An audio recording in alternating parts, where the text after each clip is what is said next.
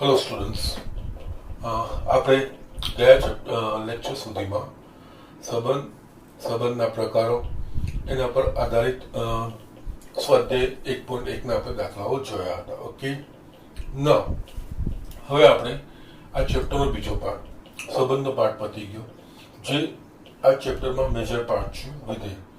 હવે આપણે 11માં સંબંધ અને વિધેય આ બંને વિશે માહિતી મેળવી છે, પ્રાથમિક માહિતી આપણે મેળવી છે. હવે વિધેય એ બીજું કંઈ નહીં, એ સંબંધનો એક વિશિષ્ટ પ્રકાર છે. ઓકે, એના માટે હું જસ્ટ આ વર્ષનું આપણે વિધેયનું શરૂઆત કરીએ એના પહેલા હું થોડી ઘણી માહિતી તમને આપણે 11મા ધોરણમાં જે સંબંધ વિશે વિધેય વિશે આપણે જે મેળવી હતી એ થોડું આપણે રિવાઇઝ કરી દઈશું. એટલે ફર્સ્ટ હું રિવિઝન કરાવડાવું છું આમાં થોડુંક, એટલે વિધેય શું છે, એની પ્રાથમિકતા શું છે. એના પછી આપણે આ વર્ષમાં વિધેયનું આગળ છે, વિધેયના વિવિધ પ્રકારો હવે જો ભણવાના છે એ. હા, 11માં આપણે અલગ અલગ પ્રકારના વિધેયો જોયા હતા. ઓકે, એમાં તદે વિધેય, અચળ વિધેય, બહુપદી વિધેય, સમય વિધેય, ચિહ્ન વિધેય, મહત્તમ પૂર્ણાંક વિધેય, આવા આપણે અલગ અલગ વિધેયો જોયા. ઇવન માનાંક વિધેય. ઓકે, આ બધા જ આપણે અલગ અલગ વિધેયો જોયા હતા. એમના પ્રદેશ અને વિસ્તાર વિશે આપણે માહિતી મેળવી હતી. ઓકે, એના સિવાય એમના આપણે ગ્રાફ પણ જોયા હતા, આલેખ જોયા હતા. ઓકે, પ્લસ એ બધી વસ્તુઓ પાછી ધ્યાન તો રાખવાની જ છે. ઓકે, અહીંયા જસ્ટ હું આપણે વિધેય શું કહેવાય એ સંબંધ પરથી જ આવે છે, સંબંધનો વિશિષ્ટ પ્રકાર છે. ઓકે, એટલે અહીંયા પહેલા જસ્ટ વિધેયનું જે આપણે અત્યાર સુધી ભણ્યા છે એ આપણે રિવિઝન જોઈ લઈએ. Okay, fine. ચાલો અહીંયા જસ્ટ આપણે શરૂઆત કરવાની છે વિધેય. ઓકે, જસ્ટ એના જે ટોપિક્સ છે હું લખતો છું અહીંયા. પહેલી વસ્તુ તો આ વિધેય એ સંબંધનો વિશિષ્ટ પ્રકાર છે. ઓકે, એટલે સંબંધ પરથી જ આવે છે. ઓકે, પણ બધા સંબંધનો વિધેયમાં સમાસ નથી થતો, એક ચોક્કસ શરતનું પાલન કરતું હોય એના પ્રમાણે આપણે કરવાનું છે. ઓકે, ના એટલે અહીંયા હું જસ્ટ વિધેયની હું ફોર્મલ ડેફિનેશન લખું છું. જો અરિક્ત ગણ એ અને બે માટે સંબંધ એફ દ્વારા ગણ એના પ્રત્યેક ઘટકને અનુરૂપ અનન્ય ઘટક અનુરૂપ ગણ બી નો અનન્ય ઘટક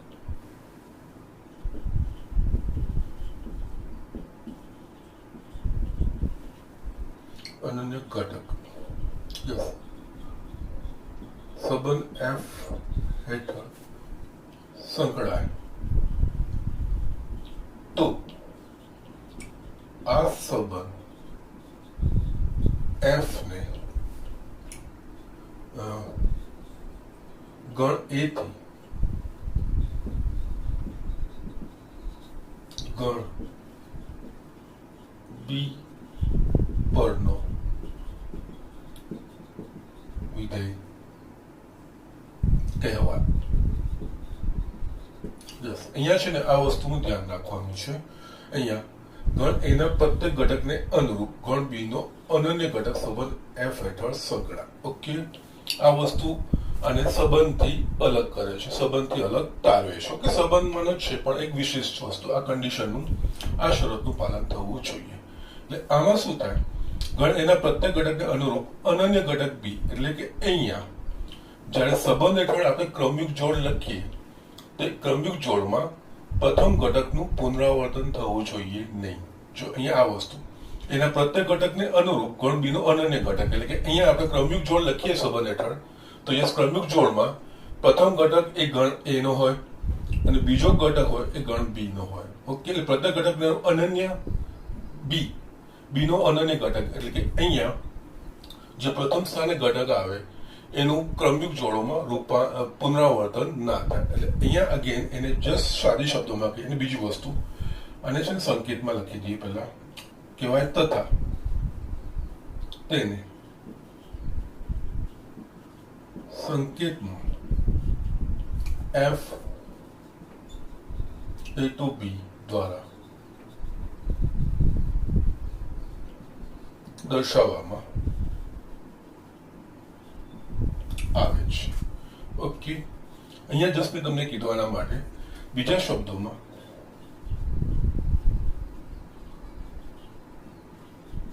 જે સંબંધ હેઠળ ક્રમયુક્ત જોડમાં પ્રથમ ઘટકનું પુનરાવર્તન ન થાય તેવા સંબંધને વિધેય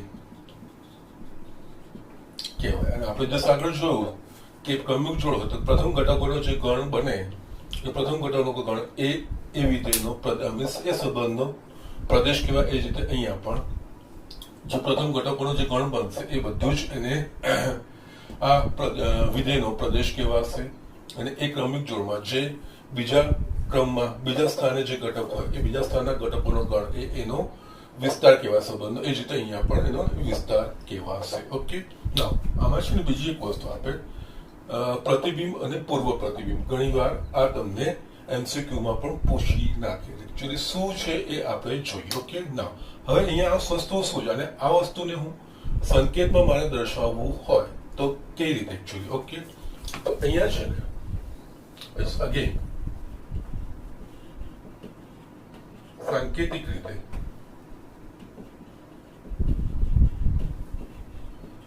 વિધેય એફ a to b અહીંયા just y is equals to f of x જ્યાં x belongs to a અને y belongs to b વડે દર્શાવાય. વિધેય a to b હોય એટલે અહીંયા y is equals to f of x. Okay, એટલે આની ક્રમિક જોડમાં પ્રથમ ઘટક x એ x a માંથી હોય એ આ વિધેય હેઠળ એટલે કે આ વિધેય કે એ અને બી ને જે સાંકળતી કડી હોય આવા સાંકળતી કડી એક સમીકરણ સ્વરૂપની પણ હોય અથવા તો કોઈ ગુણધર્મ સ્વરૂપની પણ હોય. ઓકે, એટલે અહીંયા એ સાંકળતી કડીને અનુરૂપ એટલે એ અને બી કોઈ વિશે બે અલગ અલગ ગણ હોય. ગણ એમાંથી ઘટક લઈ અને આ સંબંધ હેઠળ એને અનુરૂપ બી માં જે ઘટક મળે એ કહેવાય y અને y is equals to f of x એ રીતે લખાશે. હજુ પણ હું અહીંયા બતાવું છું જસ્ટ કઈ રીતે. જો પરિત ગણ a અને b હોય તથા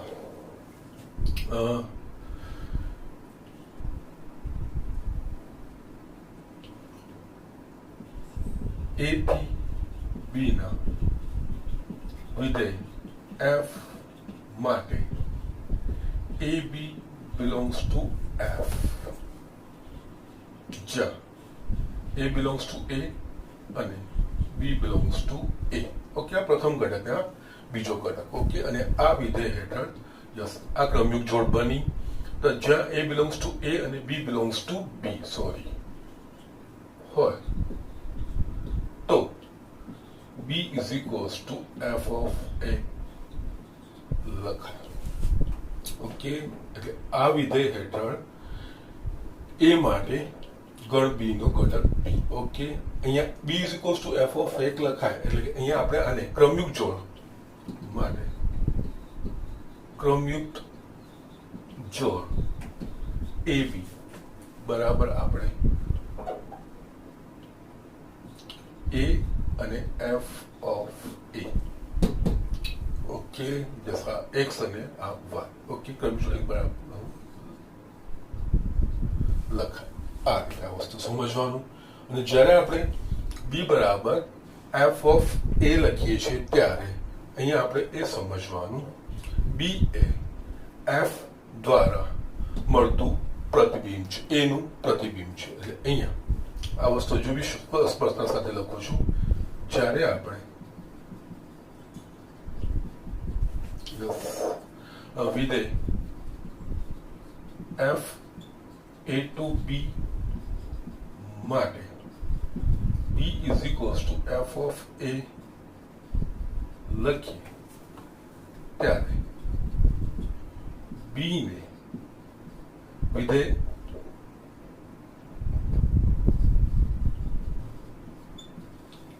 f દ્વારા મળતું એનું પ્રતિબિંબ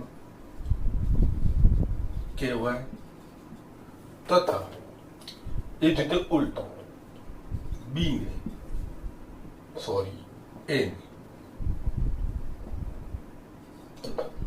એ ને વિધેય એફ દ્વારા મળતું બી નું પૂર્વ પ્રતિબિંબ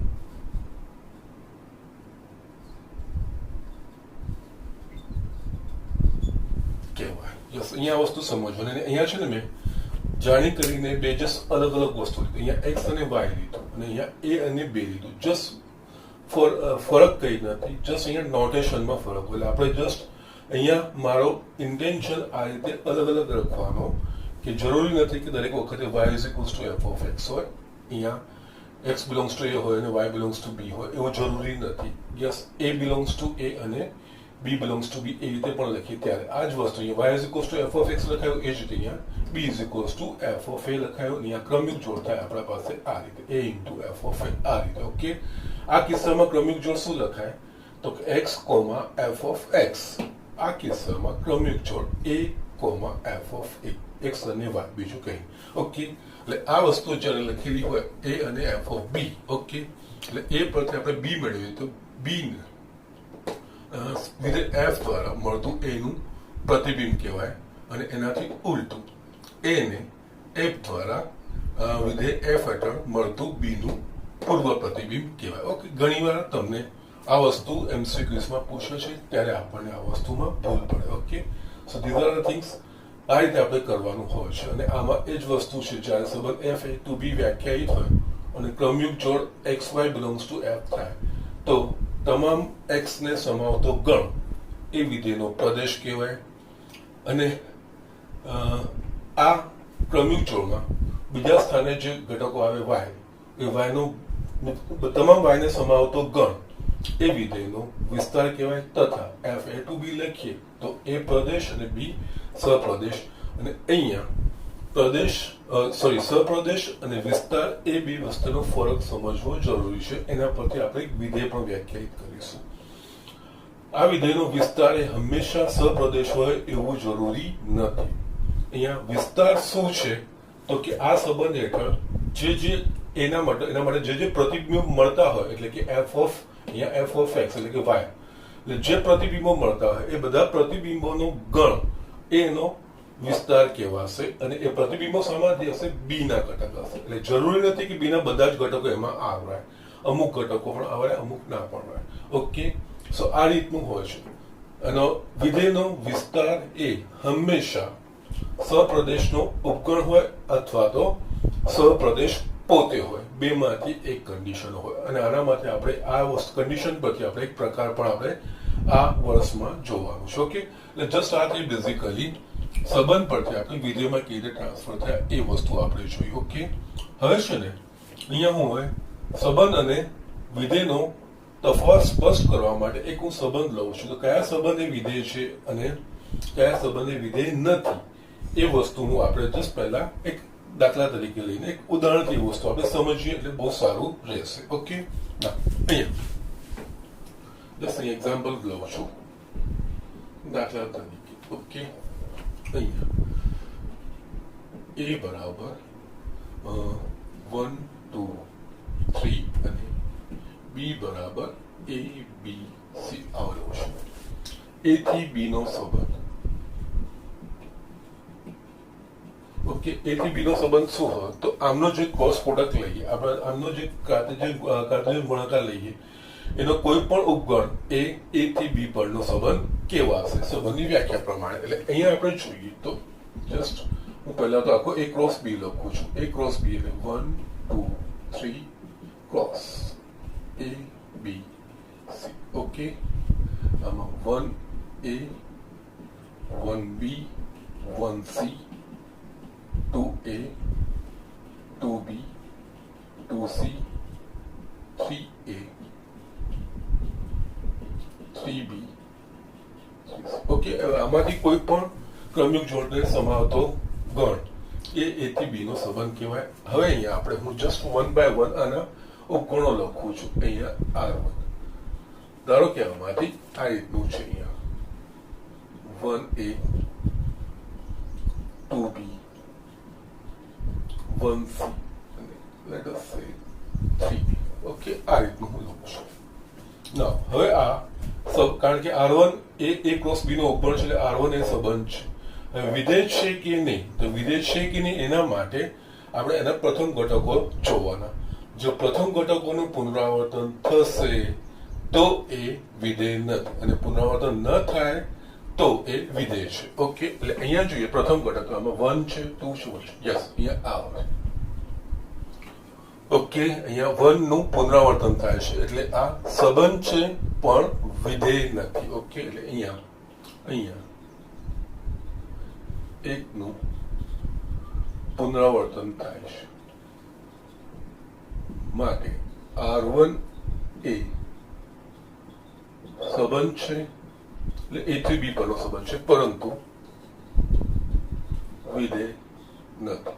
અહીંયા હું બીજો સંબંધ લઉં છું R2, એમાં 1A 2A 3A આ રીતનું લઉં છું. ઓકે, ના અહીંયા આ સંબંધો કહેવાય કારણ કે R2 એ ક્રોસ બી નો ઉપગણ છે, સંબંધો છે. હવે અહીંયા આ સંબંધ વિધેય છે કે નહીં ચકાસવા માટે પ્રથમ ઘટકના ક્રમિક જોડના પ્રથમ સ્થાનના ઘટકો આપણે ચકાસવાના છે. અહીંયા પ્રથમ સ્થાનના ઘટકો ચકાસીએ 1 2 3 એટલે અહીંયા પ્રથમ સ્થાનમાં ઘટકનું પુનરાવર્તન થતું નથી તો આ A થી B નું વિધેય છે. ઓકે, માટે અહીંયા R2 એ A થી B નું વિધેય છે. ઓકે, અહીંયા પાછી જરૂરી નથી કે અહીંયા એ આવવું જોઈએ, જસ્ટ એના માટે જસ્ટ પાછળ લખી દઉં. અહીંયા 1A 2A અને 3B હોય. Okay, no problem. અથવા તો 1A 2B 3C હોય તો પણ ચાલે. પ્રથમ ઘટકનું ચકાસવાનું, દ્વિતીય ઘટકનું પુનરાવર્તન થાય છે કે ચકાસવાની જરૂર નથી. તો આ પણ R3 પણ A થી B પરનું વિધેય છે. ઓકે, એટલે આના પરથી આપણે એક સ્ટેટમેન્ટ શું લખી શકીએ? ઓકે, એટલે આ જસ્ટ મેં તમને બેઝિકલી સંબંધ અને વિધેયનો ફરક, અને આપણે આ ગેમમાં ભણી ચૂક્યા છીએ. ઓકે, જસ્ટ પાછું આખું રિવિઝન થઈ જાય. અને ગેમમાં આખી વસ્તુ મેં અહીંયા તમને રિવાઇઝ કરાવી દીધી છે. અને આ વસ્તુ છે સંબંધ અને વિધેયનો ફરક. ઓકે, એટલે અહીંયા આના પરથી એક કન્ક્લુઝન પર એ આવી આપણે કે પ્રત્યેક વિધેય એ સંબંધ છે, પરંતુ બધા જ સંબંધ એ વિધેય હોય એવું જરૂરી નથી. Okay, so be careful about this things. બધા જ વિધેય એ એક સંબંધ છે જ, કારણ કે એ તો સંબંધ તો કોઈ પણ ઉપર હોય ક્રમિક જોડનો એટલે કે એ તો સંબંધ થઈ જ જાય. એટલે સંબંધમાં પાછળ એક વિશિષ્ટ શરતનું પાલન થાય. પ્રત્યેક પ્રદેશના ઘટક માટે આપણને અનન્ય ઘટક સહપ્રદેશમાં મળે. આ રીતે બી આપણે વિચારી શકીએ.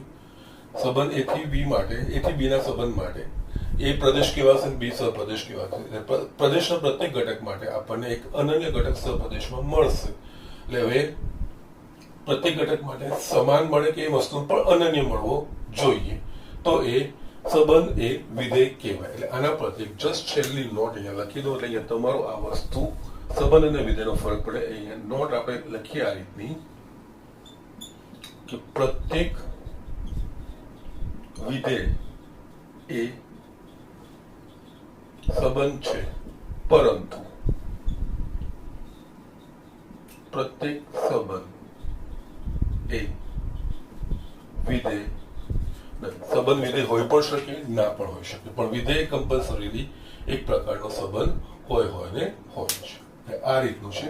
તમને આ વસ્તુ ક્લિયર થઈ ગઈ હશે. એટલે આ વસ્તુમાં તમને પ્રદેશ, સપ્રદેશ વિસ્તાર એ વસ્તુ મેં તમને સંબંધમાં લખાઈ છે એ રીતનું છે. એ જ કન્સેપ્ટ છે બેટા, ને એ જ વસ્તુ અહીંયા આપણને આગળ વધવાની છે. અને અહીંયાનું notation f a to b y f of x અથવા તો f a to b b is equals to f of a. એટલે આ બંનેમાં ફરક એ પડે, y is equals to f of x લઈએ ત્યારે x belongs to a માટે એક અનન્ય y belongs to b મળે છે. અને જો આપણે b is equals to f of a લઈએ તો a belongs to capital A માટે અનન્ય small b belongs to b મળે છે, એવો અર્થ થાય. બીજું કંઈ આ નોટેશન એટલા માટે જ મારે અલગ લેવાનું કે યસ દરેક વખતે xy હોય એવું જરૂરી નથી.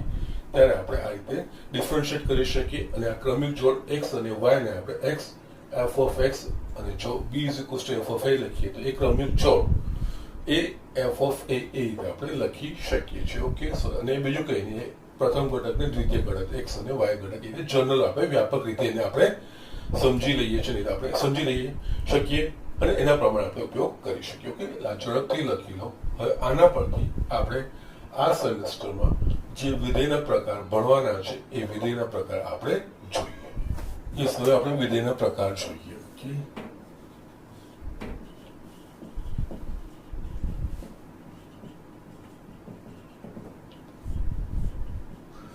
યસ, વિધેયના પ્રકાર જોતા પહેલા આપણે એક જસ્ટ એક્ઝામ્પલ જોઈએ છે. હું અહીંયા જસ્ટ 4 સિચ્યુએશન ડ્રો કરું છું. ઓકે, એ પહેલા આપણે સિચ્યુએશન જોઈએ, એના પરથી વિધેયના જે પ્રકારો છે એના વિશે આપણે માહિતી મેળવીશું. ઓકે, ઠીક છે. ના, ઓકે, ઝડપથી આપણે આ વસ્તુ જોઈ લઈએ છીએ. ઓકે, ના, અહીંયા છે ને હું 4 આકૃતિ દોરું છું ગણ A થી ગણ B માં. ઓકે, ધારો કે અહીંયા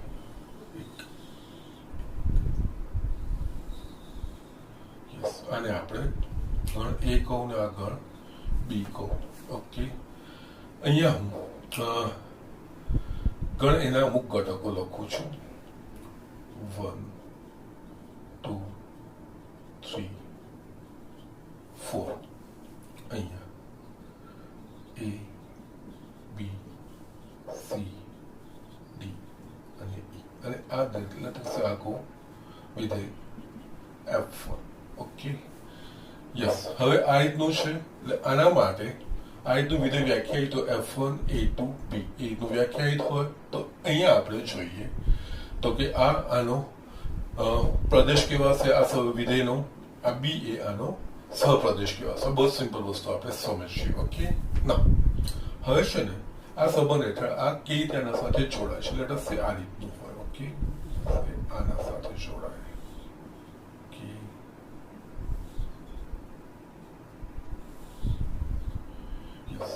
આ રીતે મેં કર્યું. એટલે આ રીતે મેં જસ્ટ આમની ક્રમિક જોડ બનાવી છે. એટલે ક્રમિક જોડ છે તો 1A 2D 3E 4B આવી મેં ક્રમિક જોડ બનાવી. એટલે આમાં શું થશે તો આને અહીંયા A ને વિધેય F1 દ્વારા મળતું 1 નું પ્રતિબિંબ કહેવાશે અને એ જ રીતે 1 ને વિધેય F1 દ્વારા મળતું A નું પૂર્વ પ્રતિબિંબ કહેવાશે. ઓકે, આ રીતે બધા માટે થશે. ઓકે, ના, એ જ રીતે અહીંયા છે ને આ એક પહેલી ફિગર છે.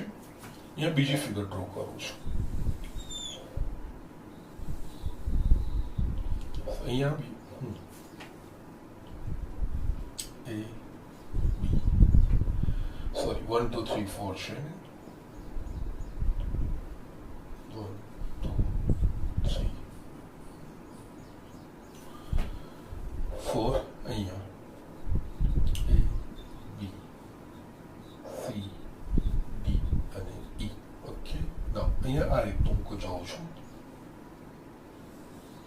અને આ વિધેય હું લઉં છું. આ ગણ A, આ ગણ B અને આને હું કહું છું F2. ઓકે, કારણ કે સંબંધ થોડો બદલાય છે. Okay,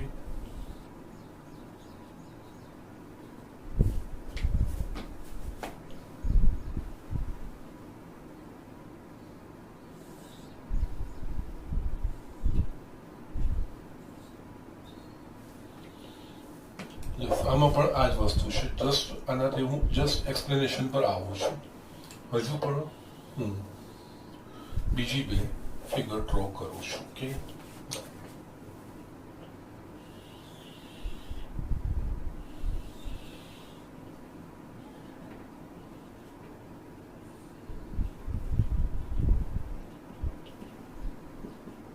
two 3 4. ઓકે, અહીંયા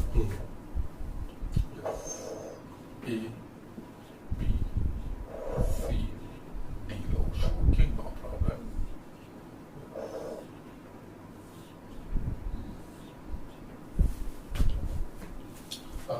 થર્ડ ફિગર. ઓકે, ગણ A B અને ચોથી ફિગર લઉં છું.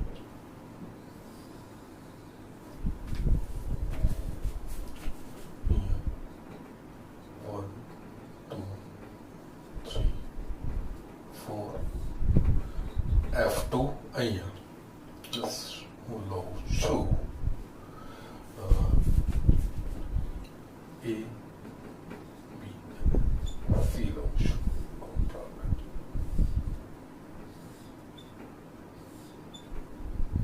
આ ગણ A અને ગણ B. આ ફિગર 4. ઓકે, ના અહીંયા આપણે જોઈ લઈએ તો જસ્ટ પ્રાથમિકતાઓ જોઈ લઈએ. આ વિધેય છે કારણ કે પ્રત્યેક સાથે અનન્ય જોડાય છે. ભલે પુનરાવર્તન તો ત્યાં બે જોઈએ તો અહીંયા સોરી તો અહીંયા એક સાથે બી જોડાય છે ને બીજું છે બે સાથે પણ બી જોડાય છે પણ કઈ નહીં, પણ અનન્ય ઘટક વન સાથે વન જ, વન બી અને એ સાથે જોડાતું નથી. ઓકે, એટલે અહીંયા એકનું પુનરાવર્તન થતું નથી. બધા વિધેયો તો છે જ.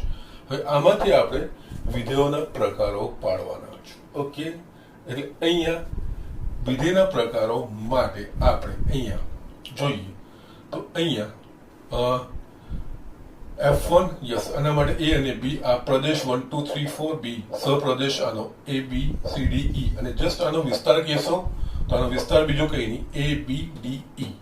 આના હેઠળ જે મને ક્રમિક જોડમાં બીજા ક્રમના મળ્યા, એટલે કે આ વિધેય હેઠળ આ ક્વેશ્ચન કહેવાય અને આનો આન્સર અહીંયા મળે એવું આપણે સમજીએ. આન્સર ઓફ 1 2 3 4 સી નથી તો યસ, આના સહપ્રદેશમાં A B C D E કહેવાશે, પણ આના વિસ્તારમાં તો A B D E આ રીતે. ઓકે, ના એ જ રીતે અહીંયા આપણે જોઈએ તો યસ, આનો પ્રદેશ 1 2 3 4 અને આનો સહપ્રદેશ તો કે A B C D E, આનો વિસ્તાર તો A B અને D. ઓકે, એટલે આ બધી જ વસ્તુ ક્લિયર કરતો હું જોઉં છું. એ જ રીતે પ્રદેશ સહપ્રદેશ વિસ્તાર આ વસ્તુની સમજ બેઝિક ક્લિયર હોવું જ જોઈએ, તો જ આના પ્રકારોમાં આપણને સારી રીતે સમજ પડી શકશે. અહીંયા પણ A B જોઈએ તો પ્રદેશ A B 1 2 3 4 આ તો જસ્ટ ઇન્ડિકેટિવ લીધું છે. આવું મોટો વ્યાપક ગણપણ આવે ત્યારે આપણે એ રીતે વિચારવાનું આવે. અને આનો સહપ્રદેશ તો કે A B C D, વિસ્તાર તો કે A B C D. અહીંયા સહપ્રદેશ અને વિસ્તાર સમાન થયા. આ બંનેમાં વિસ્તાર એ સહપ્રદેશનો ઉપગણ છે, સહપ્રદેશના બધા જ ઘટકો આવતા નથી. ઓકે, એ જ રીતે અહીંયા 1 2 3 4 યસ, આનો પ્રદેશ કહેવાશે, આનો સહપ્રદેશ ABC અને વિસ્તાર પણ કહેવાશે ABC. ઓકે, ના હવે આપણે અહીંયા જોઈએ તો અહીંયા પ્રથમ એક્ઝામ્પલમાં A ના ભિન્ન ઘટકો માટે પ્રતિબિંબો સમાન છે કે અલગ અલગ છે. 1 માટે A, 2 માટે D, 3 માટે E અને 4 માટે B.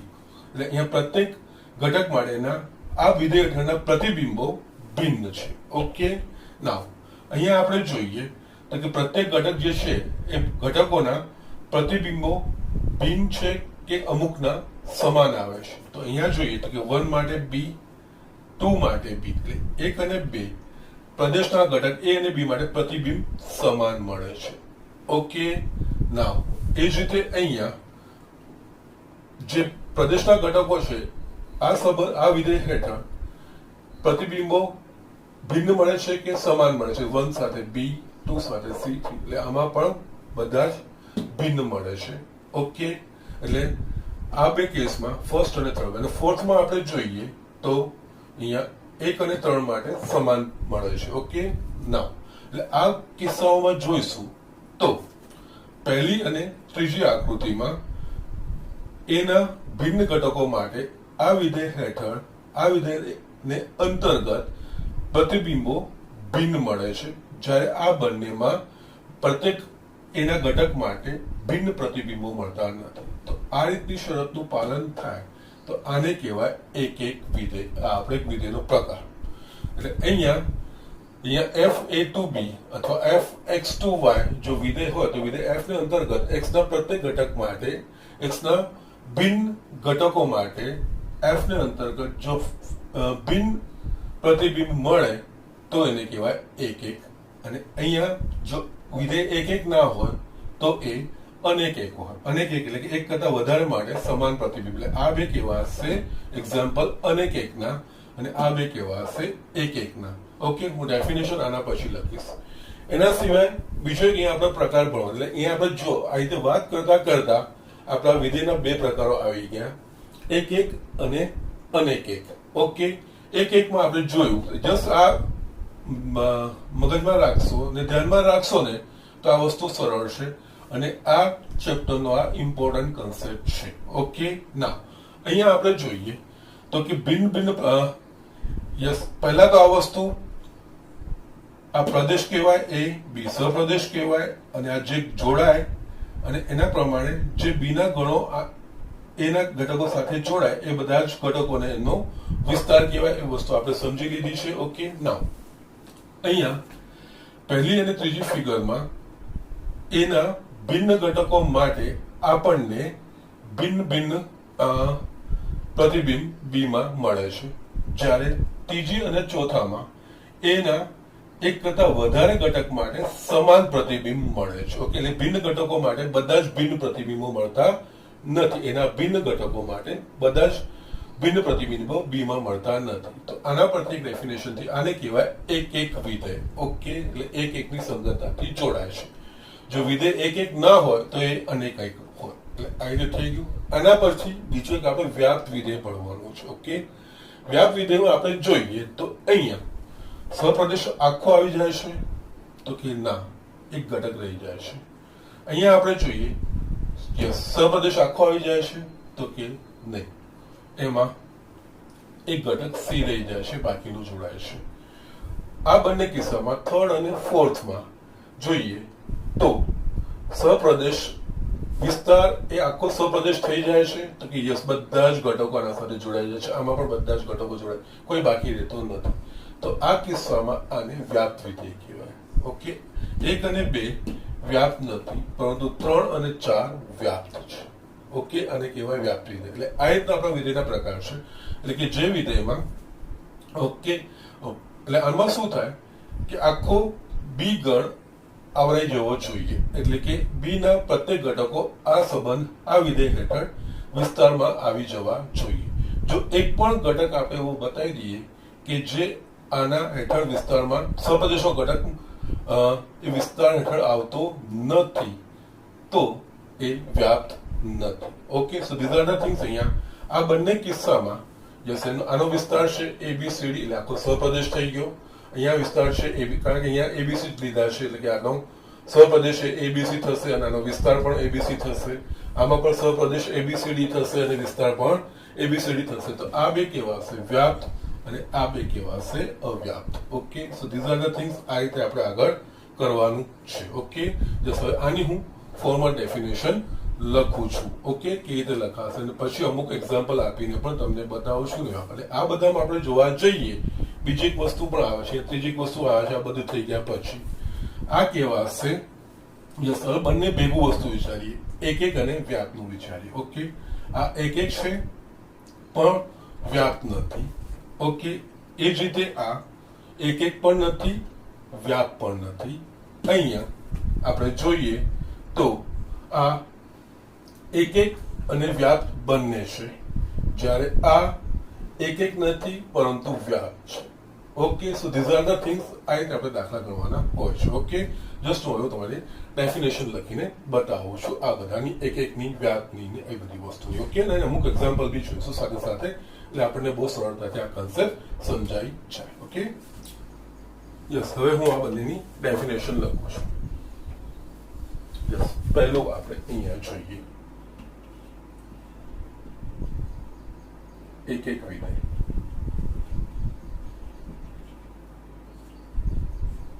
જેને ઇંગ્લિશમાં ઇન્જેક્ટિવ ઓર F11 ફંક્શન કહેવાય. ઓકે, now અહીંયા આની ડેફિનેશન જો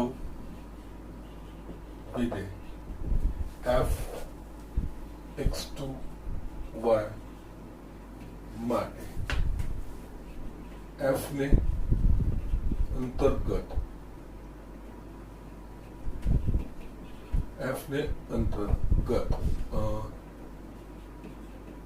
x ના ભિન્ન ઘટકોને અનુરૂપ તેમના પ્રતિબિંબો પણ ભિન્ન હોય તો આ વિધેય f x2 y ને એક વિધેય કહેવાય. આને માટે આપણે શું કહીએ એટલે કે જો x1 x2 belongs to x માટે એટલે કે x1 x2 x માટે જો x1 is not equals to x2 તો f of x1 is not equals to f of x2 થાય તો વિધેય f x2y એ એક વિધેય છે.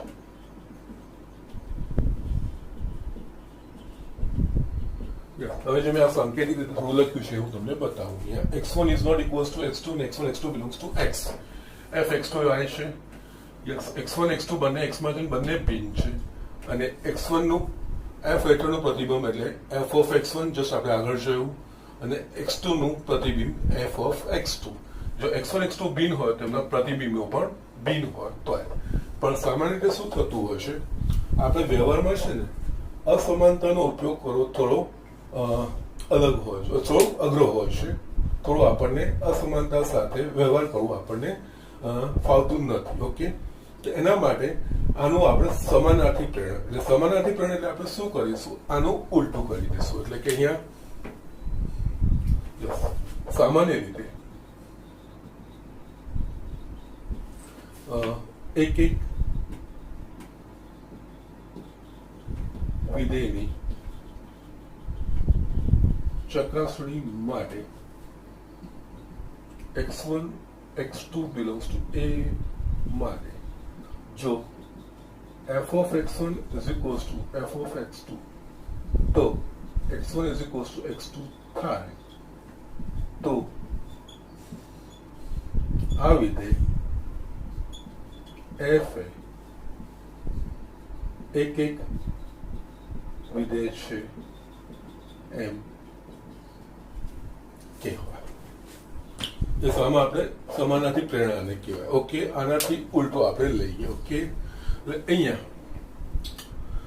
કારણ કે અસમાનતાનો ઉપયોગ કરવો થોડો અઘરો પડે પણ અહીંયા આપણે જસ્ટ જવાબ પરથી સવાલ એના એક અલગ અલગ જવાબો છે તો અલગ અલગ સવાલો છે એ રીતનું આપણે બતાવી દઈએ. એટલે કે જવાબો સમાન હોય તો એક જ સવાલના જવાબ હતા એવું આપણે બતાવી દઈએ તો કે એ સમાન છે એવું. અને દાખલામાં આપણે આ કન્સેપ્ટ વાપરવાનો આવશે, આ કન્સેપ્ટ વાપરવાનો આવશે. યસ, ડેફિનેશન આ છે, વ્યાખ્યા આ છે, પણ આ રીતે દાખલા ટ્રીટ કરવામાં થોડું આપણને અઘરું પડશે. ઘણી વાર આપણે વાપરી પણ શકીશું જો દેખીતું હોય, સ્પષ્ટ હોય તો.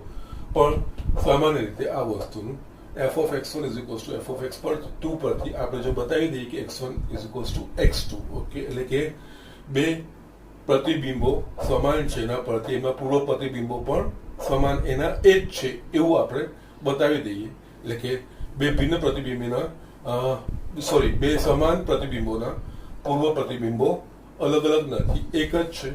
તો યસ, એ એક છે એવું આપણે બતાવી શકીએ. ઓકે, અને જો આપણે બે સમાન પ્રતિબિંબો લઈને એના માટે એના પૂર્વ પ્રતિબિંબો આપણને અલગ અલગ મળે છે એવું થાય તો એ એક નથી એવું આપણે કહી શકીએ. એ જ આપણાનો દાખલામાં ઉપયોગ કરવાનો હોય છે. ઓકે, આના પરથી આપણે તમે જોઈ શકો છો કે 1 અને 3 ઓકે એ એક એક છે એ રીતનું આપણે કહી શકીએ. પહેલી અને ત્રીજું વિધેય એ એક એક છે એવું આપણે કહી શકીએ. ઓકે, જસ્ટ આ ઝડપથી જોઈ લો. એના પછી આપણે જસ્ટ થોડું એક એક વિધેયના હું તમને એકાદ બે એક્ઝામ્પલ બતાવું એક એક છે કે નહીં, પછી આપણે વ્યાપનું જોઈશું. હા, અહીંયા બીજી એક વસ્તુ હું લખી દઉં. જો વિધેય એફ ના હોય, એક એક ના હોય તો તે અનેક એક હોય. ઓકે, જો વિધેય એક એક ન હોય તો તે અનેક એક, મેની વન.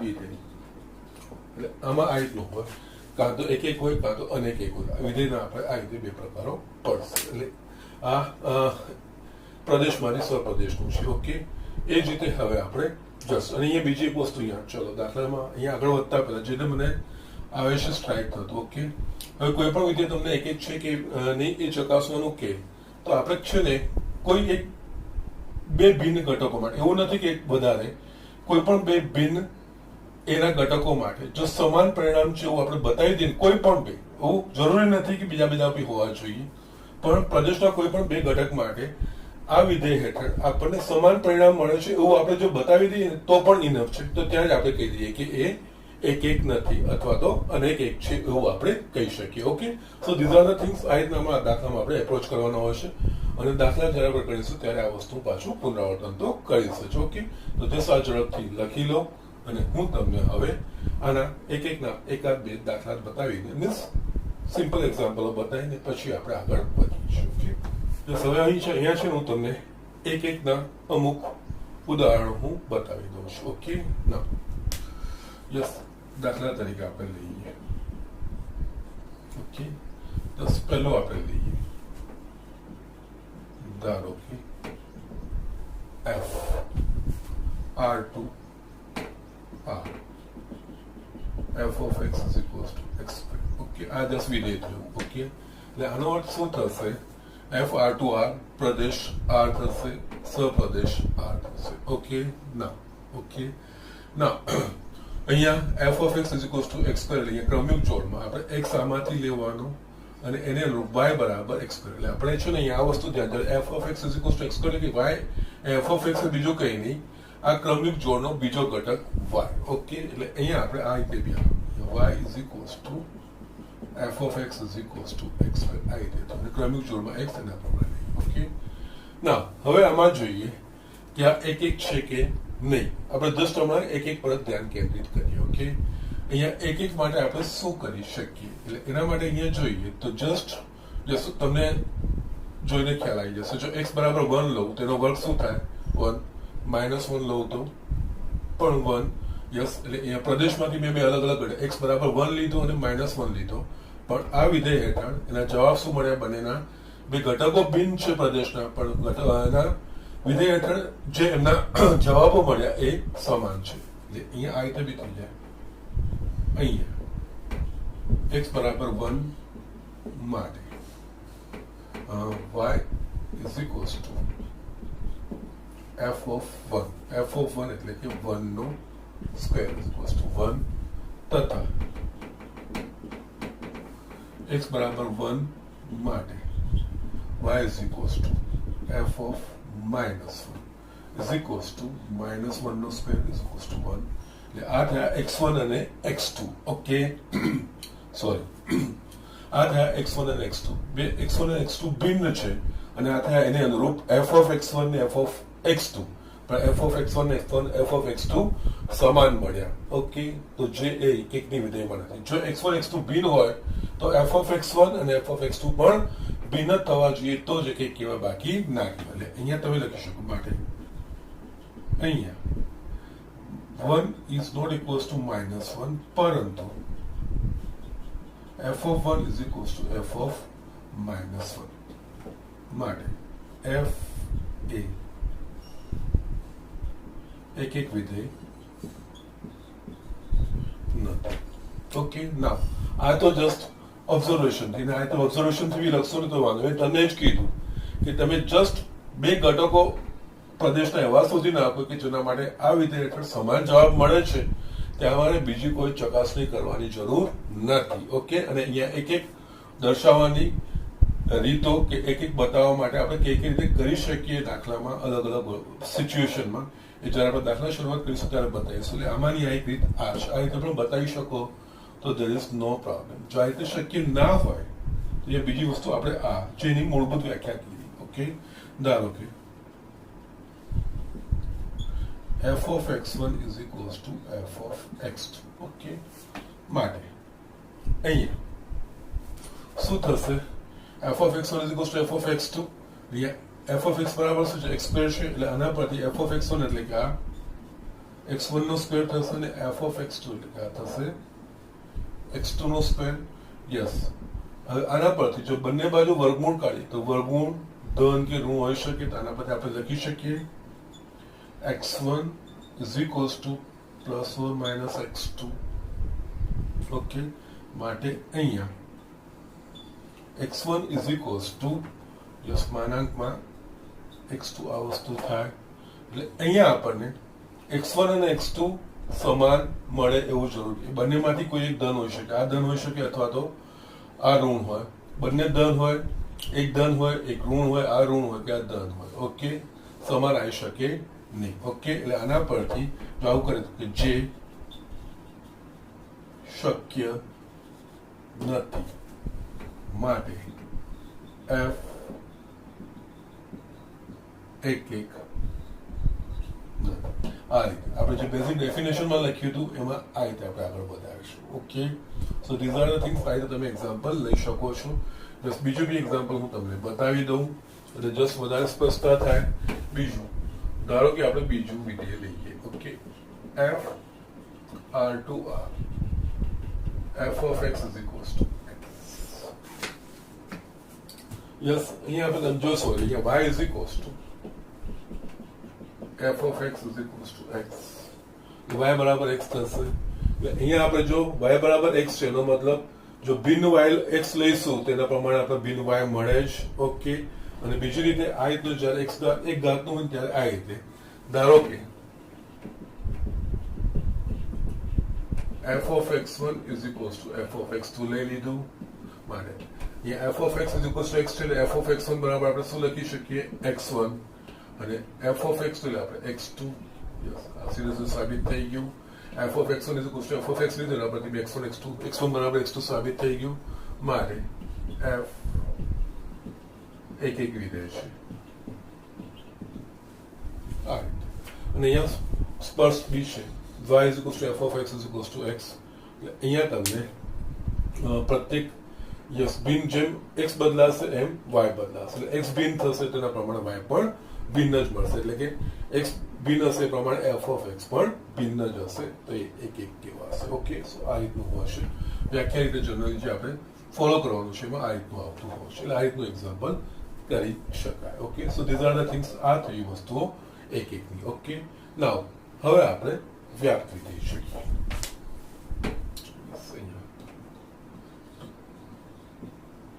વ્યાપ્ત વિધેય.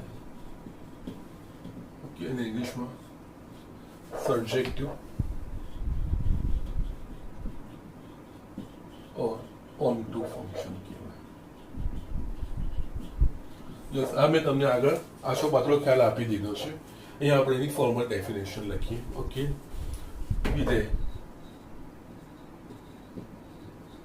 f x2 y માટે જો y ના અહીંયા શું થવું જોઈએ? તો આ વિધેયનો જે વિસ્તાર છે એ વિસ્તાર આખો સહપ્રદેશ y થઈ જવો જોઈએ. જેનો મતલબ y ના બધા જ ઘટકો આવરાઈ જવા જોઈએ વિસ્તારમાં. ઓકે, માટે જો y ના પ્રત્યેક ઘટક માટે f ને અંતર્ગત x માં કોઈક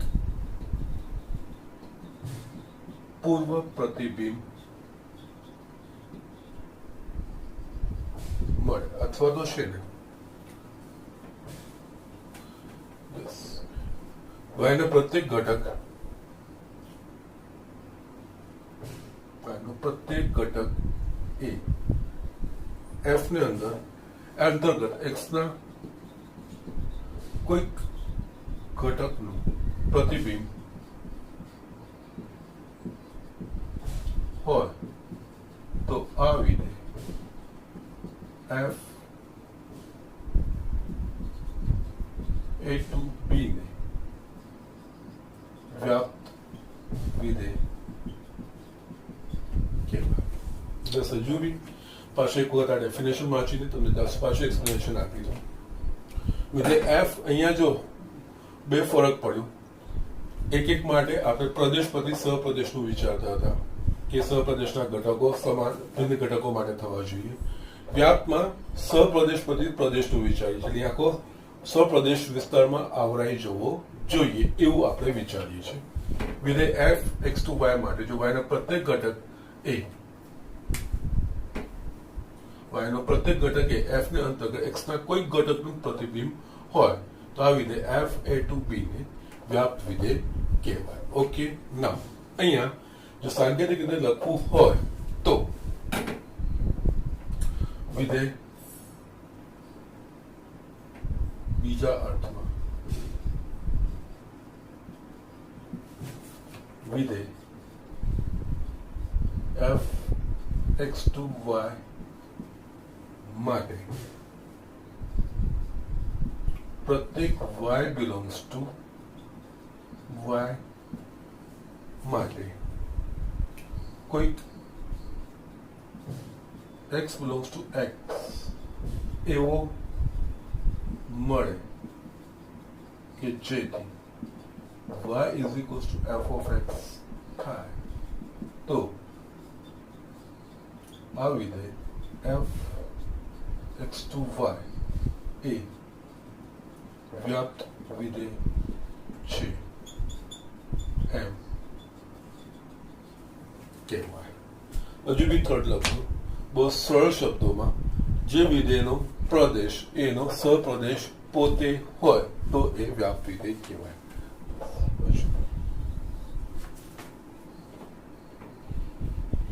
સરળ શબ્દોમાં કોઈ વિધેયનો વિસ્તાર એ તે વિધેયનો પ્રદેશ પોતે જ થાય તો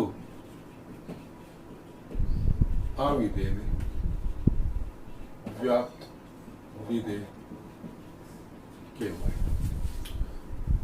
અહીંયા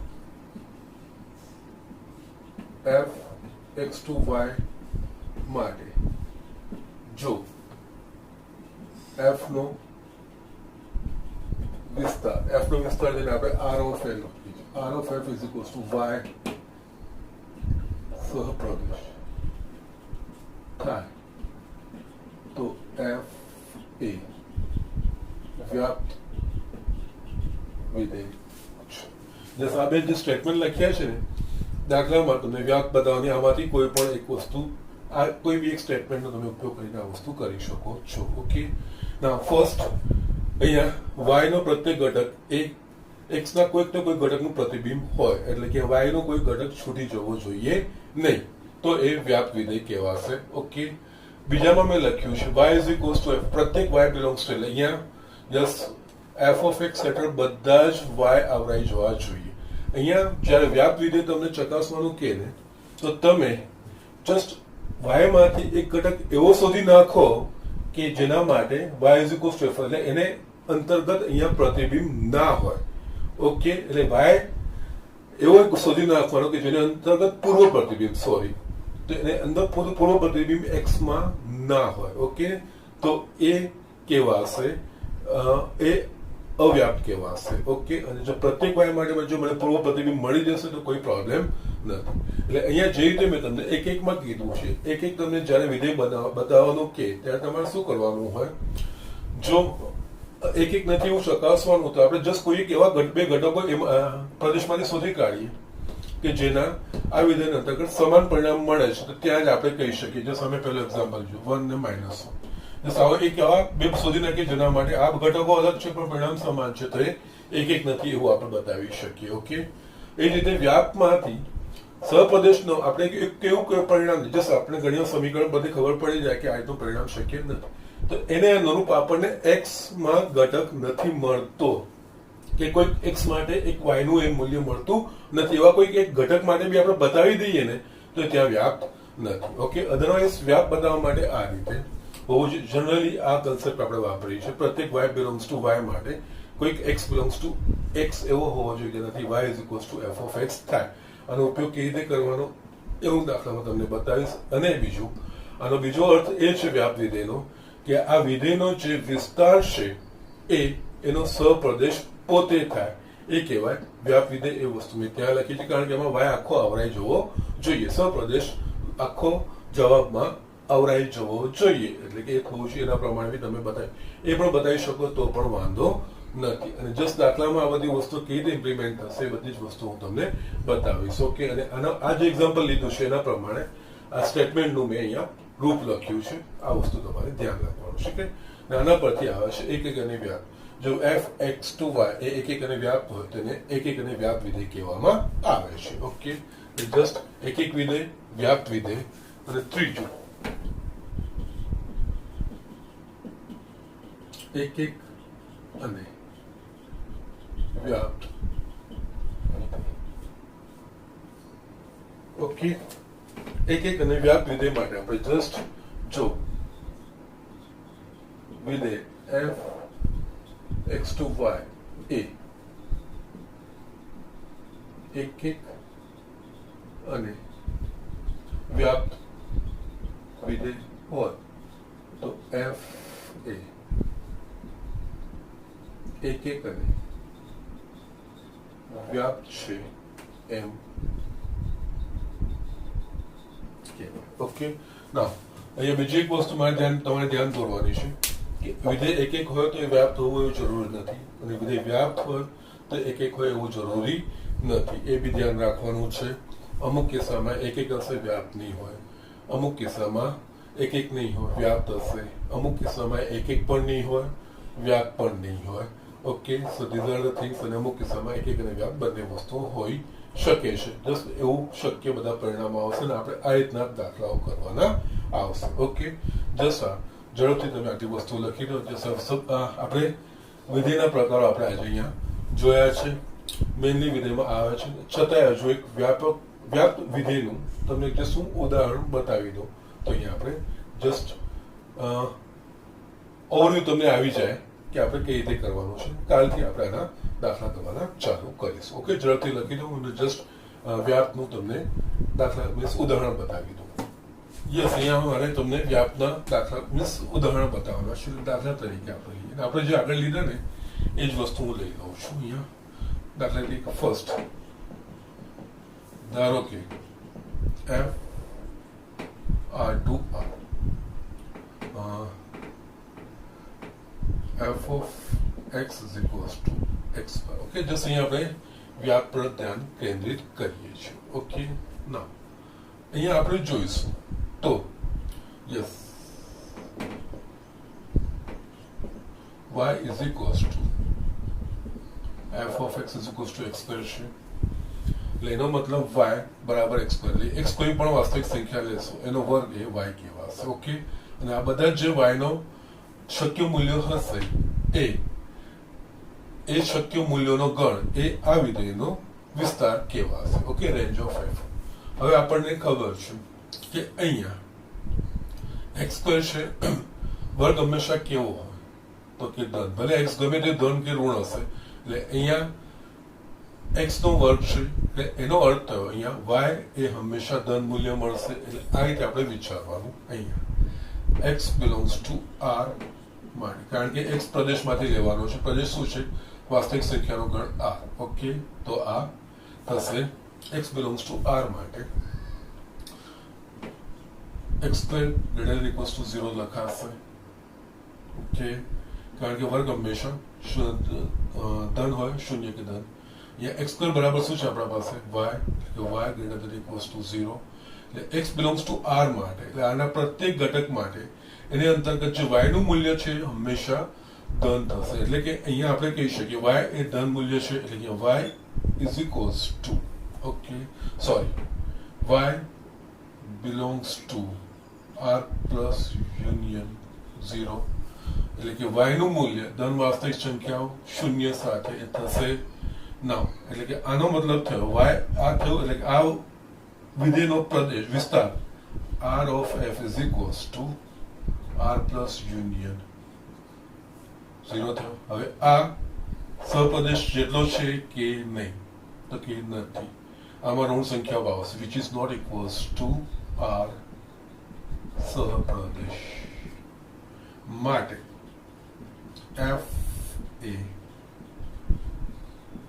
વ્યાપ્ત નથી।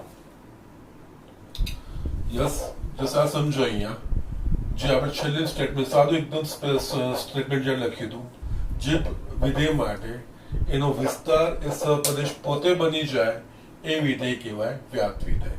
હવે અહીંયા આપણે એના પ્રમાણે x belongs to r લેવાનું છે, પ્રત્યેક x belongs to r f of x is equals to x square, આ x square એ બીજું કંઈ y કહેવાય, અને y ની બધી જ મૂલ્યોનો ગણ એ એનો કહેવાશે, આ વિધેય f નો વિસ્તાર કહેવાશે। ઓકે, અને વિસ્તાર એ હંમેશા સહપ્રદેશ હોય એવું જરૂરી નથી, વ્યાપમાં આપણે બતાવવાનું છે, જો વિસ્તાર એ સહપ્રદેશ પોતે થઈ જાય છે તો વ્યાપ છે એવું આપણે બતાવવાનું છે।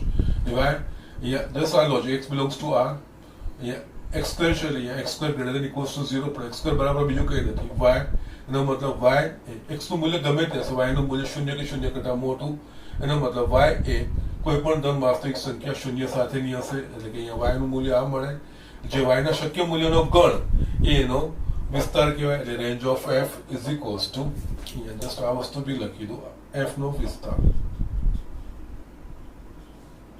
Okay, that is range of f બરાબર આ વસ્તુ થઈ। હવે આ ધન વાસ્તવિક સંખ્યાનો ગણ શૂન્ય એ સહપ્રદેશ જેટલો છે, તો કે ના, એનો ઉપગણ છે પણ ના જેટલો નથી, તો નથી સહપ્રદેશ જેટલો નથી થતો, માટે આ વ્યાપ્ત નથી। આ જ એક્ઝામ્પલને જો આ રીતે એમણે બતાવ્યું હોત, આના પર તમારે એ બી ખબર પડશે કે આ વસ્તુનું ધ્યાન રાખવું કેટલું જરૂરી છે। ધારો કે f r2 r plus union 0 f of x is equals to x square, જસ આ રીતનું હોય તો શું થશે, તો આ વ્યાપ્ત થશે। જો આ વસ્તુ અહીંયા પ્રદેશ અને સહપ્રદેશ કેવી રીતે વ્યાખ્યાયિત થયેલા છે, બહુ વસ્તુ ખાસ ધ્યાન રાખવાની છે। વિધેયના દાખલાઓ જ્યારે ગણો ત્યારે પહેલું તમારે આ વસ્તુ ધ્યાન રાખવાની, ક્યાંક પ્રદેશ શું છે ને સહપ્રદેશ શું છે। અહીંયા r2 r છે, પ્રદેશ r અને સહપ્રદેશ પણ r વાસ્તવિક સંખ્યાનો ગણ, જ્યારે મેં અહીંયા ચેન્જ કર્યું, પ્રદેશ r અને સહપ્રદેશ ધન વાસ્તવિક સંખ્યાઓ શૂન્ય સાથેની। ઓકે, હવે આ જ મેં ચેન્જ કર્યું, હવે અહીંયા જોઈશું તો અહીંયા લોજિક આ જ થશે, અહીંયા x belongs to r માટે x square greater than equals to 0 માટે y greater than equals to 0 માટે y belongs to r plus union 0, okay, માટે range of f is equals to r plus union 0 which is equals to, यहाँ સહપ્રદેશ શું છે, r plus union 0 છે સહપ્રદેશ માટે f એ વ્યાપ્ત વિધેય છે। બસ અહીંયા મેં જસ્ટ વ્યાપ સુધીની સ્ટડી રાખી, એક અહીંયા ચેક નથી કરતો, અહીંયા વ્યાપ માટેનું જ મેં કર્યું છે। Okay, so these are the things. આ રીતે સેમ એક્ઝામ્પલ છે, સેમ વિધેય છે, ખાલી સહપ્રદેશ બદલ્યો તો એક વ્યાપ નથી થતો અને બીજો વ્યાપ થઈ જાય છે। આ રીતે આપણે દાખલાઓ ગણવાના છે। ઓકે, જસ્ટ થોડું ધ્યાનથી વાંચી લેજો, નેક્સ્ટ લેક્ચરથી આપણે આગળ એના દાખલા કરીશું। ઓકે, આજના પૂરતું આટલું।